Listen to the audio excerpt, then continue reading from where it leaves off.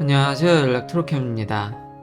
오늘은 테슬라 주식이 많이 올랐기 때문에 뭐 다 아는 내용이지만 한번 저만의 해석으로 풀어볼까 합니다. 오늘 주식이 많이 올랐기 때문에 주식 관련과, 그리고 마지막에는 아이폰과 샌프란시스코 얘기를 구글 바드를 통해서 알아본 정보를 한번 쉐어해 볼까 합니다. 시작하기 앞서 이든하우스 출판사 정병철님, 아유, 감사합니다. 스케줄이 된다면은 한번 노력을 해보도록 하겠습니다. 이렇게 후원해 주셔서 진짜 감사하고요.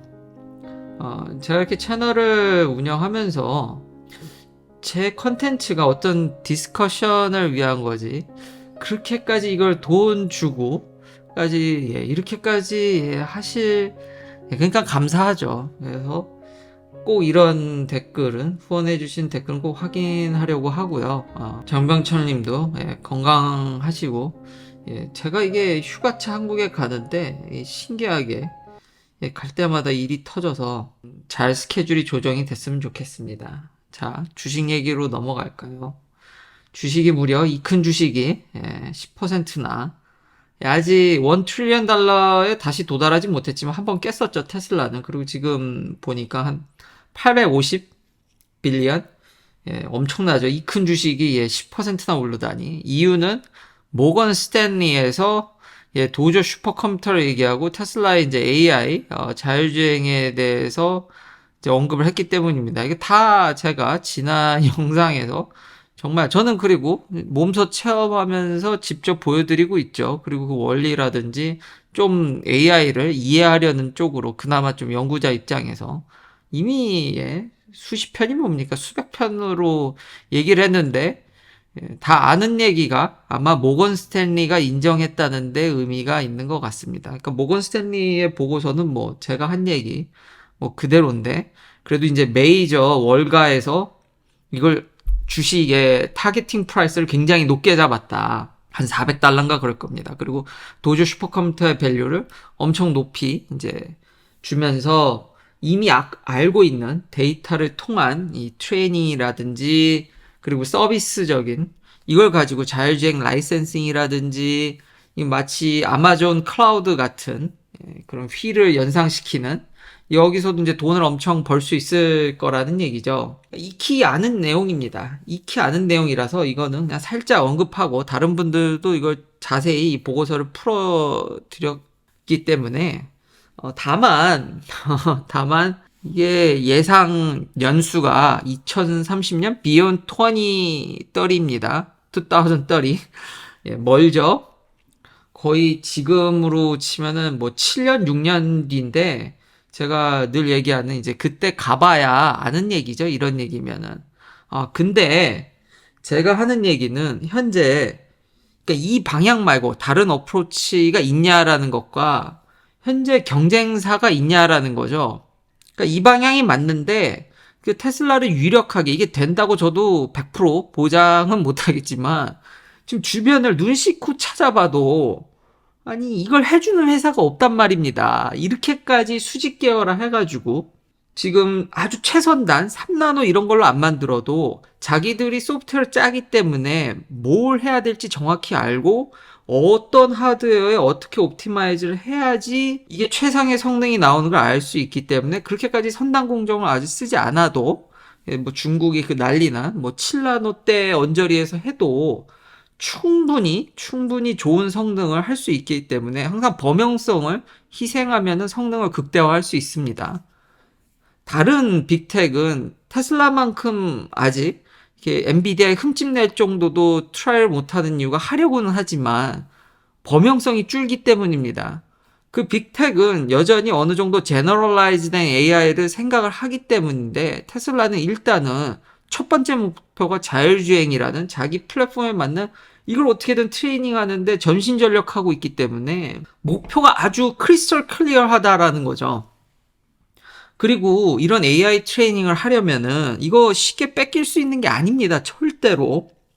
왜 엔비디아가 그렇게 승승장구하겠습니까? 그 설계만 하는데, 만든 건 다 TSMC가 만드는데 그 설계도 그럼 카피하면, 그게요, 반도체를 fully 이해해야 되고, 설계뿐만 아니라 요즘 너무 복잡해져서 그걸 관리 감독하고 생산 설비와 TSMC와 아주 잘 면밀히 협약하면서 여러 가지 그 튜닝 작업이 단 1, 2년에 일어나지 않습니다. 그 앞단의 칩은 진짜 몇 년 앞서가지고 계속 협업해가지고 이렇게 올라가는 거지. 예, 절대 이게 쉽게 후발주자들이 카피할 만한 그런 게 아닙니다. 그러니까 미리 이렇게 깔아도 될까 말까인데 자꾸 그러니까 옛날에 단순히 어떤 하나의 특정 기술만 가지고 인력 몇 명만 데리고 와서 금방 따라가는 그러니까 중국이 막 이렇게 한국 쫓아오듯이를 너무 생각하시는 것 같습니다. 제가 누누이 얘기하지만 애플 거 그 카피하면 되는데 애플 승승장구한 거 정말 뭐 10년째지 않습니까? 근데 왜 아무도 그걸 카피를 못할까? 이거 통째로 들고 와야 되기 때문입니다. 그 전체를. 테슬라가 이미 그걸 깔고 있는 거고, 이거는 쉽게 넘보기가 어렵기 때문에, 비록, 2030년이면 가봐야 아는 거긴 한데, 지금 깔고 있는 이런 포석들이 누구도 이걸 안 하고 있고, 전기차뿐만 아니라 기존 내연기관 회사에서 이걸 하고 있질 않고, 근처도 안 하고 있는 데다가, 여기까지 안 가더라도, FSD V12만 나와도 그게 시장에 주는 파급 효과가 엄청날 거라고 저는 생각하기 때문입니다.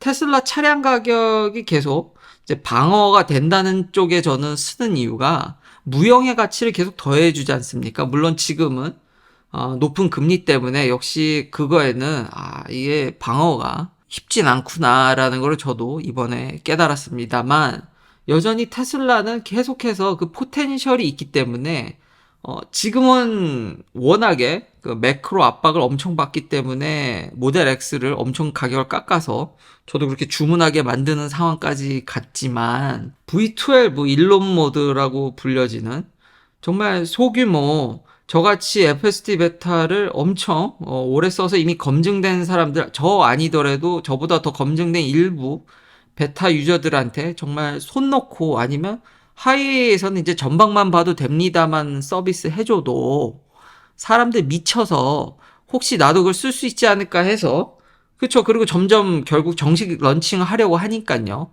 도조가 결국 돼서 더 빨리 트레이닝 되면 결국 그러면은 사람들이 지금보다 가격이 올라가도 차를 살 여지가 생깁니다. 이런 고금리에. 그러니까 이런 가능성조차 다른 회사에서는 기대가 아예 안 되지 않습니까? 아예 패러다임을 바꾼 회사이기 때문에 이런 가능성에 저는 그걸 높이 평가하고 이미 제가 FSD 베타를 너무 편히 쓰고 있기 때문에 근데 다시 한번 완벽한 거 아닙니다. 제가 누누이 강조하는데 완벽한 건 아닌데 이걸 좀 이해하고 쓰면 조금만 이 시스템을 이해하고 여기에 내가 좀 어답션 할 의지만 있으면 이건 정말 너무 편한데 그렇죠. 아직 기계에 대한 두려움이라든지 아주 완벽하진 않으니까요. 이걸 잘 우리가 협업해서 쓰면 정말 좋은 시스템인데 저는 그 장점을 익히 알기 때문에 계속 이렇게 영상을 만드는 거겠죠. 자, 다음은 더 재미난 얘기는 4 months later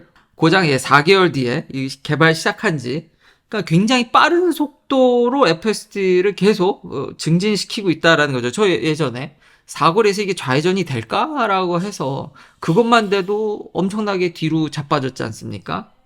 그리고 early 2023에 10 million 비디오 클립 같고 여기서도 데이터의 중요성이 이게 CNBC에서 나온 기사인데 결국 제일 중요한 건 이제 데이터 퀄리티인데 이거에 대해서 굉장히 테슬라 내부에서 엄청나게 고심을 해서 이걸 만들고 있다라는 거죠. 이거는 단순히 다시 한번 다 뭔가를 다 이해하고 알아야지 이게 일일이 컨트롤이 되는 거지 그냥 갖다 뺏긴다고 이게 뺏겨질 수 있는 게 절대 아닙니다. 이 기사에서도 나왔는데 more than 95% human creep slowly through the stop sign이라고 일론 머스크는 그때 0.05% 0.5%? 라고 했는데 일론 머스크가 처음에 5%라고 그랬는데 여기 기사에는 more than 95% human이라고 됩니다. 아니 거의 그러니까 스탑 사인에 사람들이 대부분 쓰지 않는다라는 거죠. 근데 여기 내셔널 하이웨이 세이프티 보드에서 이걸 지금 스터딩 하고 있다라는 거 아닙니까?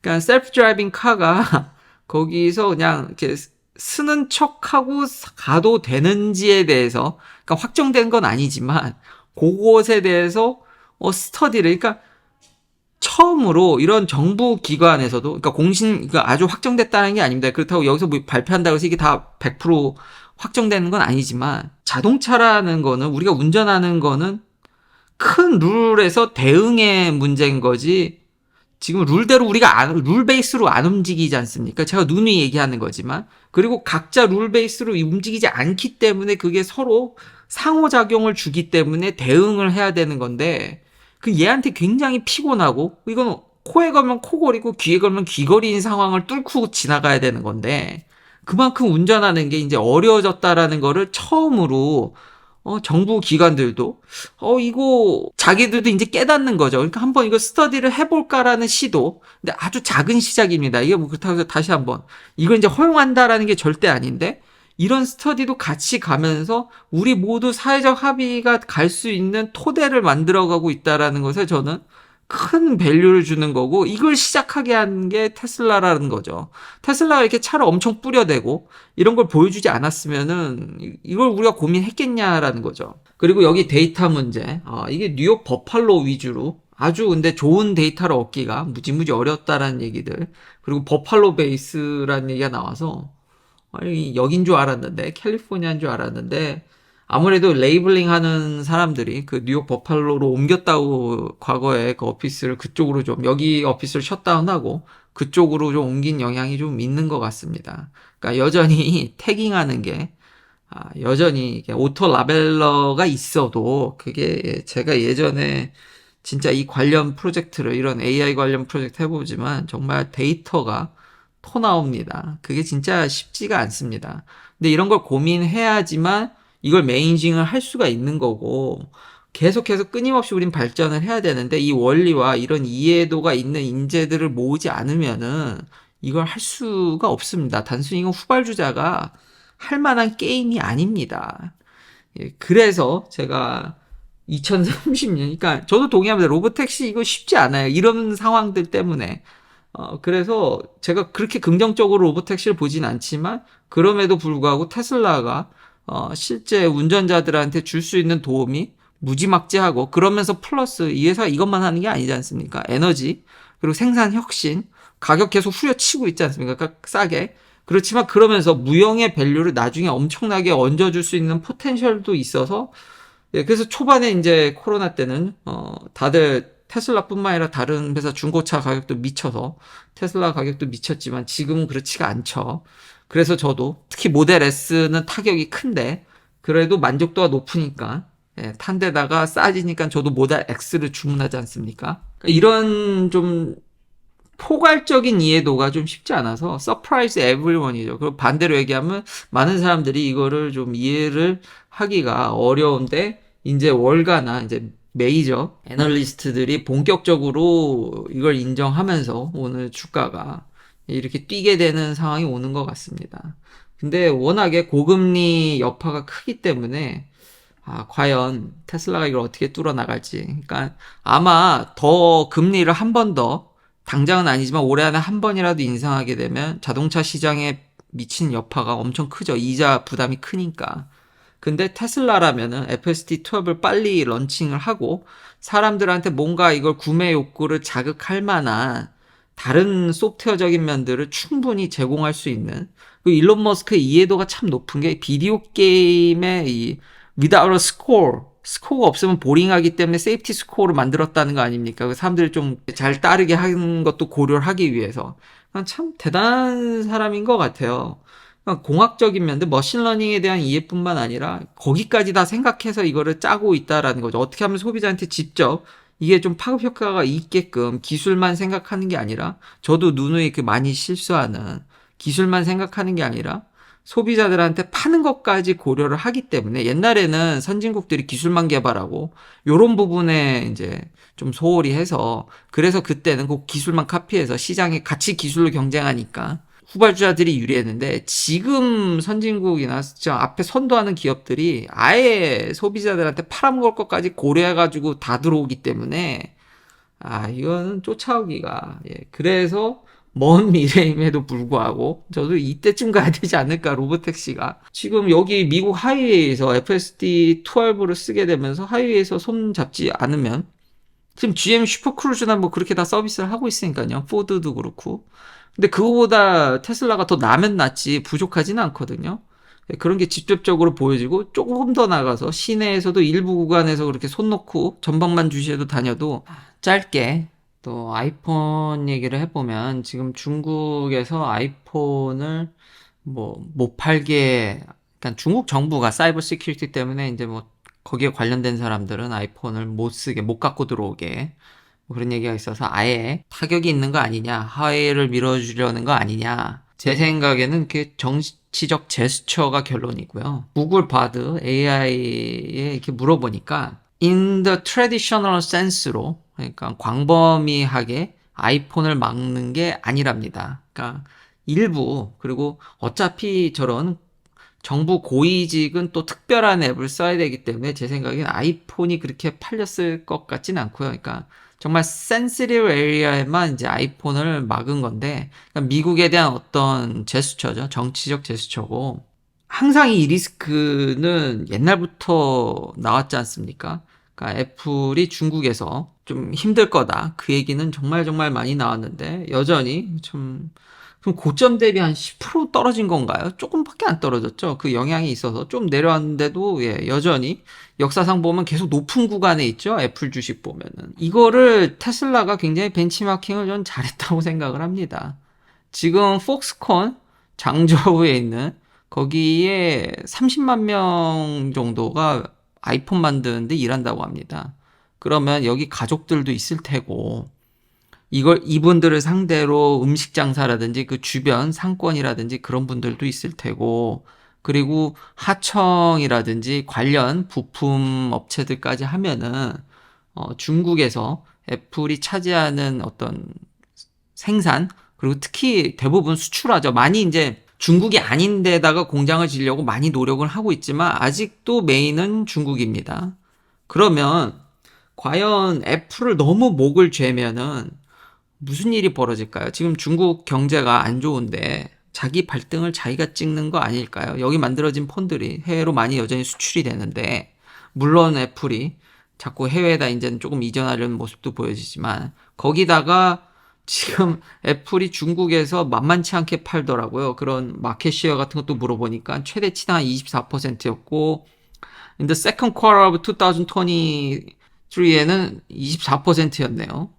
예, 이게 장난이 아니죠. 여전히 그런 리스크에 대한 의견, 그 공격은 계속 받지만 여전히 애플은 중국에서 꽤 한 자리를 제대로 차지하고 있습니다. 예, 반면에 삼성은 쉽지가 않죠. 중국에서. 그래서 크게 아직 걱정할 건 아닌 것 같다. 그러니까 반도체 제재에 대한 어떤 중국 정부에 대한 정치적인 제스처지 이런 중국에서 자리 잡고 있는 그리고 중국에서 해주는 애플의 역할을 고려했을 때 엄청나게 세게 때리기에는 쉽지 않을 것 같습니다. 그리고 이 구글 바드라고 불러야 되는지 이 구글 AI 서칭이 챗 GPT보다 이 대화하는 능력은 좀 여전히 이게 좀 떨어지는데 대신에 챗 GPT의 데이터는 2021년 전이고 그리고 이런 공식적인 아주 제대로 된 인포를 가져오는 게 좀 부족했는데 써보니까요 이제 아예 링크를 달아놨습니다. 그러니까 제가 얘기하는 게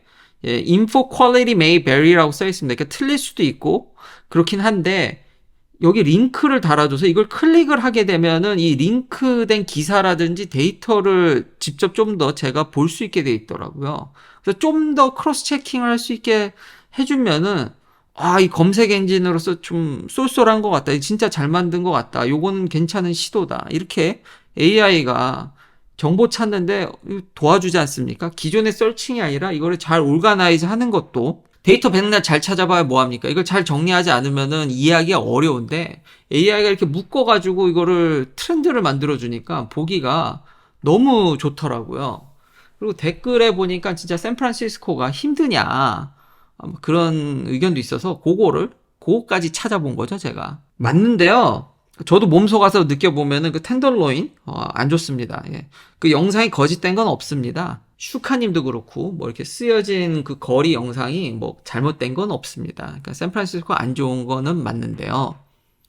근데 자꾸 이거를 확대 해석하는 경향이 있더라고요. 그래서 막 미국이 뭐 큰일 난다는 것까지. 근데 미국에는 샌프란시스코 말고 더 큰 도시들이 많고요. 근데 사람들이 샌프란시스코 하면 그래도 거기 빅텍이 있으니까 경제적으로 큰 거 아니냐. 근데 여기 베이에리아에 있다 보면요. 샌프란시스코가 오히려 여기 베이에리아 핵심 지역에서 부속 도시 같은 느낌이 좀 있습니다. 그러니까 여러분들이 아시는 핵심 지역, 구글의 헤드쿼터 마운틴뷰에 있고요. 스탠포드가 팔로알토에 있고 거기 VC 벤처 캐피탈 머니들이 다 그 팔로알토 주변에 다 있고요. 그리고 쿠퍼티노에 애플 본사가 있고 어, 써니베일인가요? 산타클라라 써니베일 이쪽에 엔비디아 본사가 있습니다. 그러니까 산호세에 더 가까운 여기에 더 우리가 알고 있는 빅텍이 다 여기 있지 여기 있지 않습니다. 샌프란시스코 물론 샌프란시스코도 잘 유명한 관광 도시에 바이오 특구 여기 사우스 샌프란시스코는 바이오 특구인가 그럴 겁니다. 그래서 기업들도 많은데 그게 여기 있는 상권들이 다 지금 이 산호세로 가는 그러니까 도시가 힘든 거는 맞는데요. 그냥 좀 이 지역은 좀 위기, 상업용 부동산 위기도 제가 일론 머스크 전의 의견에 동의를 해서 이게 좀 커질 수도 있다는 우려는 있지만 만약 미국 전체로 생각한다 그러면은 그냥 반창고 붙이는 수준이지 않을까. 근데 이 동네는 좀 그게 이슈가 좀 크죠. 근데 그렇다고 해서 미국 전체로 번지기에는 그 정도까지는 아닌 것 같습니다. 그러니까 언론이 그러니까 자꾸 그걸 확대 해석해서 그러니까 특히 이제 강대국 때리기 한국 뉴스에 그런 부분들이 많은데 뭐 미국이 맞습니다. 그러니까 다 좋지 않고요. 아름답지 않고 총기 문제라든지 참 문제가 많은데 그렇다고 해서 그렇게 쉽게 무너지게끔 되어 있지 않습니다. 그러니까 참 이런 시스템이 사회 시스템이 참 비효율적이고 참 한국인 입장에서 보면 좀 말도 안 되게 비효율적인데 그런 면들이 오히려 더 많은 인종들을 포용할 수 있고 붕괴가 안 되게 잘하려고 하는 게 아니라 여기는 붕괴되지 않는 거에도 초점을 맞춘다라고 다시 한번 제가 그렇게 얘기를 하고 싶습니다.